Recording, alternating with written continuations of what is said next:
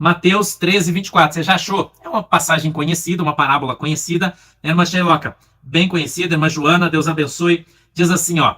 Propôs-lhe outra parábola, dizendo: o reino dos céus é semelhante ao homem que semeia boa semente no seu campo. Mas, dormindo os homens, veio o seu inimigo e semeou o joio no meio do trigo e retirou-se.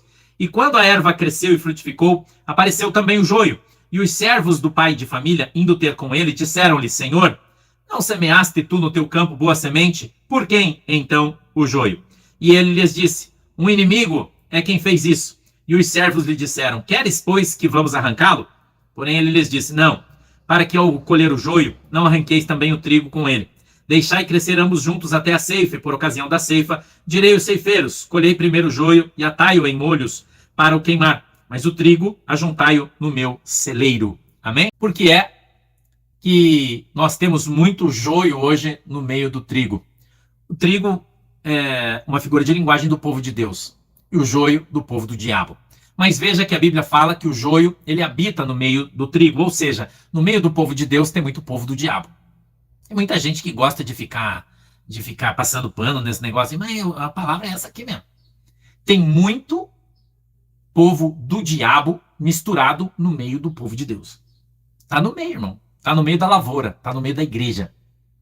E só vai ser separado esse joio, esse povo do diabo, do povo de Deus, quando Jesus voltar. A Bíblia diz que os anjos os separarão. Uns para o celeiro, que é o céu, e outros para o fogo, que é o inferno. Então, a gente fica observando, dizendo assim: meu Deus, pastor, mas olha aquela igreja. Tem um vídeo aí circulando da igreja, do cara do chapéu lá, que eu esqueci o nome aí, que entra um cara no meio do culto, o pastor tá fazendo um culto, o cara entra lá, derruba o púlpito. Não sei se vocês viram esse vídeo, tá rolando aí na web. E os caras chamam a polícia e prende o cara, né, que fez isso, que invadiu o culto, que derrubou o púlpito. Prenderam o cara. Aí foram descobrir quem é o cara que entrou na igreja gritando e derrubou o púlpito. É o dono do prédio. É o dono do prédio. Porque não recebe o aluguel há muito tempo e estava desesperado. Então, o joio, irmão, ele está no meio do trigo. O joio está em todos os lugares, tem joio. Que estão escandalizando a palavra, escandalizando o nome, escandalizando a igreja. Porque quando você fala de igreja, você fala a igreja do Senhor. Você meio que generaliza, colocando todas dentro do mesmo balde, vamos colocar assim, né? Mas nem todas estas igrejas, né, esse ajuntamento de povo, é de fato uma igreja do Senhor. Nem todas são. Tem muitos pastores que são joio. Muitos missionários, muitas missionárias que são joio, irmão. E estão no meio do trigo. E esses caras estão trazendo escândalo para a igreja. Então um vídeo como esse, em que o cara entra numa igreja, no meio de um culto, derruba o púlpito, e aí todo mundo fala: ah, olha aí, o cara tá atacando a igreja. Não tá, irmão, o cara tá revoltado por causa do joio. Isso aí é a visão clara do joio.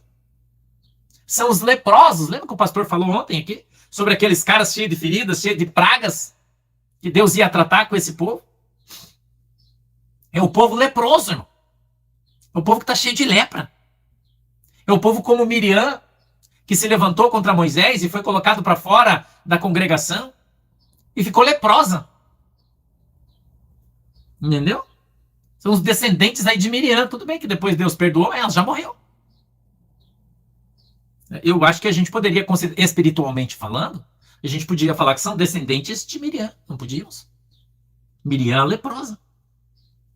Porque tem uma série de pessoas leprosas no meio da congregação. E eles estão transmitindo a sua lepra para os outros.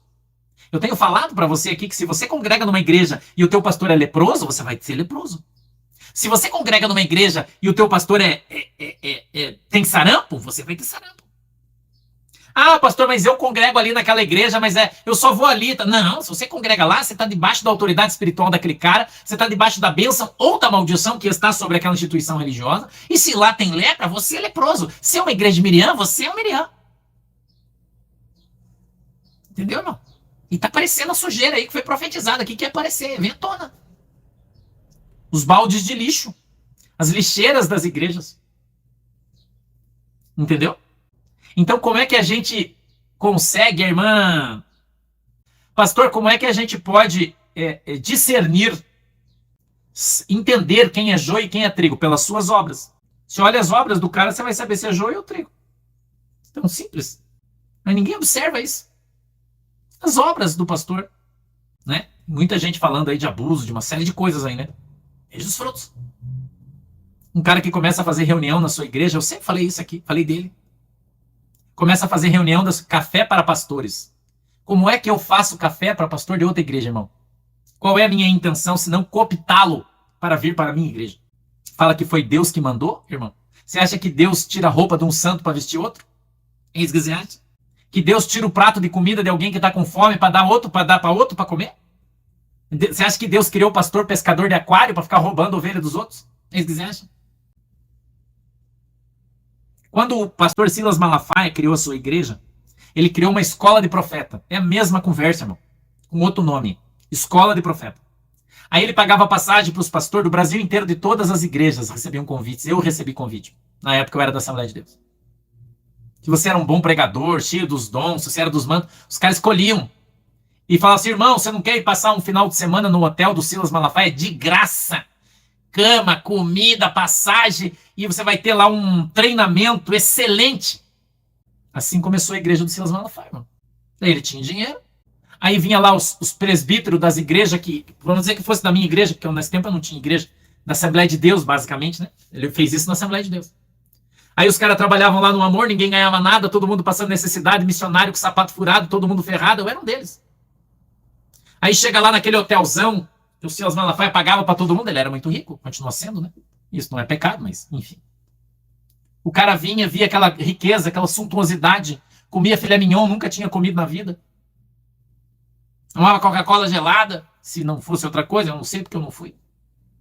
Daí ali ele era cooptado por um grupo de pessoas da igreja que conversava, fazia ali um cadastro do cara, qual é a igreja que você congrega, onde é que você dirige, quantos membros tem, blá, blá, blá. Se o cara morasse na região que eles queriam, ele chamava o cara e dizia assim, ó, você não quer vir trabalhar comigo? Na minha igreja, eu vou te pagar o salário.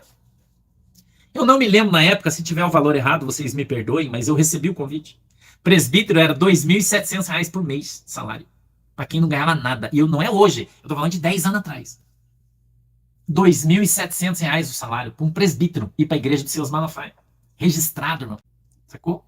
Ganhava din-dinzinho. O Silas Malafaia fez isso. Aí ele cooptou esses obreiros da Assembleia de Deus e de várias outras igrejas. E aí gerou uma concentração de obreiros. Aí esses obreiros ele começou a abrir. Por isso que ele tem igreja em todo o Brasil. Porque daí com esses pastores que eram de outras igrejas, presbíteros de outras igrejas, ele trouxe os caras, né, deu um cursinho ali para trazer os caras dentro do manto dele e tal, e mandou os caras, só os bons ele pegou. Pregador de primeira, cantor de primeira, tudo que tinha de bom na Assembleia de Deus, entre aspas, tá? Porque eu não acredito que o cara é bom por si próprio, é um dom de Deus, né? E Deus levanta outros aí, e graças a Deus por isso. Entendeu? Ele contratou toda essa galera e assim nasceu a igreja do Silas Malafaia. De uma divisão. Por isso que ela vai falir, ela vai fechar. Eu já falei isso aqui, tô falando de novo. Deus já falou para mim. Assim como ela cresceu, ela vai acabar. O que Deus deu para ele, Deus já tomou. Igual o rei Saul, já era. Esse que você falou o nome, o Bezernini, esse cara aí, fez a mesma coisa. O que ele começou a fazer? Ele criou um café com pastores. Entendeu? Café com pastores. E aí começou a convidar todo mundo, ó, você pode vir, café, vem aí, obreiro, vamos vir, venha, não é de graça, né, que é de Jesus, aqui, e ele foi alisando os caras, alisando, aí o cara chegava lá e falava, não, mas aqui o pastor dá dinheiro de oferta, aqui o pastor dá café, na minha igreja meu pastor não me dá nem bom dia, isso aqui é de Deus, aquilo lá não é de Deus, e o que ele fez, irmão? Ele fez uma divisão de novo, na grande maioria pessoas que não estavam de bem com o seu pastor, os obreirinhos, daqueles obreirinhos rebeldes, sabe? Que, eu não aceito. Porque daí o pastor tem que enquadrar os caras, irmão. O pastor tem que fazer isso. O cara pisou na bola, você tem que disciplinar. Tem que pôr no banco, tem que dar esporro. Você tem que amar, mas tem que disciplinar também quando o cara pisa na bola. Ser pastor é isso. Tem muita gente que não aceita. Entendeu? Não aceita. Ele acha que ele tem razão, que o pastor dele é um imbecil e ele é o cara mais espiritual do mundo. Tá cheio de gente aí assim. Tá entendendo? Daí ele vai pra esses lugarzinhos, só os rebeldes. Começa a ir pra esses lugares aí. Daí o que aconteceu? Ele expandiu a igreja dele para todo o Brasil, porque daí ele começou a pegar esses caras do Brasil inteiro e abrir igreja com eles. Ele tinha um monte de dinheiro, toma um monte, né?